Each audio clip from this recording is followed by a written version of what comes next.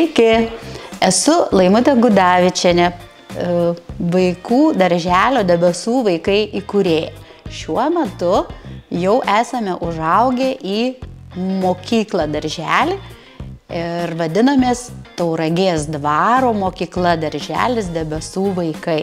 Esame įsikūrę unikalioj tokioj vietoj, Tauragės dvaro kaime, tai ir į savo pavadinimą šį terminą įdėjome, kad būtų aiški vietovė iš tiesų. Kadangi dirbau valstybinėme darželyje 8 metus, mačiau visą ugdymo procesą, kaip tai vyksta, daug stebėjau, kaip jaučiasi tame vaikai, tame tokiam dideliam skaičiuje. Po 300 vaikų ir vis galvodavau, kaip čia padaryti kitaip ir ar įmanoma būtų kitaip.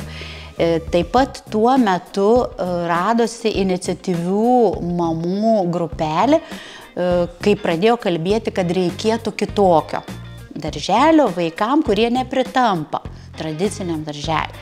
Ir pradėjo mane raginti, šnekinti, o mano buvo sena svajonė turėti savo, kaip sakant, įkurtą darželį. Kad jis bus lauko, miško pakraipa, aš taip nemaniau niekada, bet paskui pradėjau domėtis, stažuotis lauko darželiuose ir mane tai labai užkabino, nes aš pati vaikystę esu praleidus vienkiemį. Tai man tokia basakoja vaikystė labai imponuoja ir aš stengiuosi atkartoti čia tai.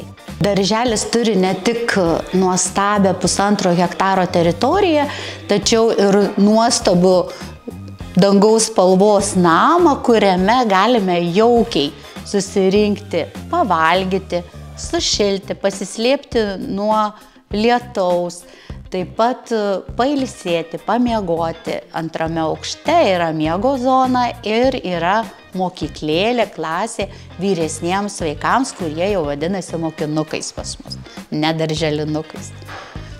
Paramos lėšomis yra didžiąja dalim įsigyta viskas, pradedant namo statybą.